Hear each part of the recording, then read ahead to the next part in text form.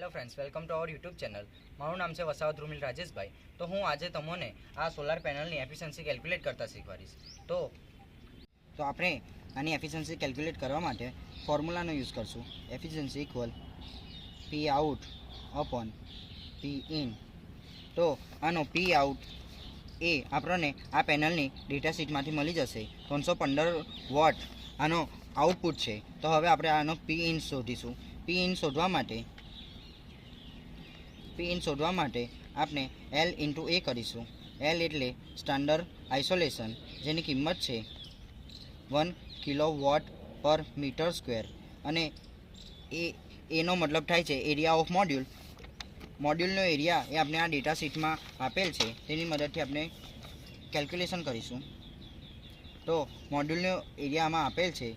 મોડ્યુલનો એરિયા છે 1.961 by 0.991 metre.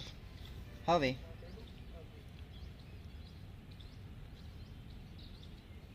આનું કેલ્ક્યુલેશન કરીશું.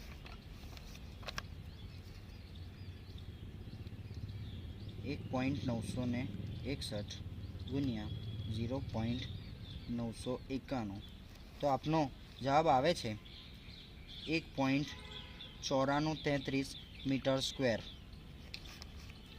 હવે આમાં મીટર સ્ક્વેર કેન્સલ આઉટ થશે અને આનો જવાબ આવશે 33 કિલોવોટ. આને આપણે વોટમાં ફેરવીશું, તેથી આપણે ગુણ્યા 1000 કરીશું. તો આપણો જવાબ આવે છે 1943.35. આ વેલ્યુ પી ઇન છે. હવે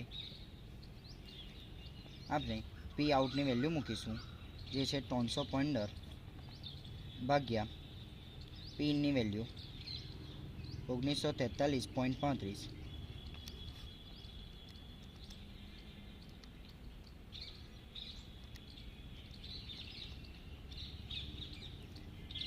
ગુણ્યા 100.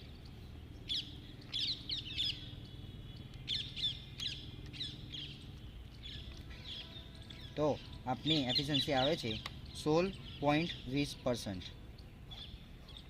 આ રીતે આપણે એક મોડ્યુલની એફિશિયન્સી કેલ્ક્યુલેટ કરી શકીએ છીએ. જો તમને અમારો વિડીયો ગમ્યો હોય તો તમે લાઈક કરો, કંઈ ડાઉટ હોય તો અમને કમેન્ટ કરો, અને આ જ રીતના કન્ટેન્ટ જોવા હોય તો અમારી ચેનલને સબસ્ક્રાઈબ કરો. અમારી ચેનલનું નામ છે રિન્યુએબલ સ્પાર્ક. Thank you.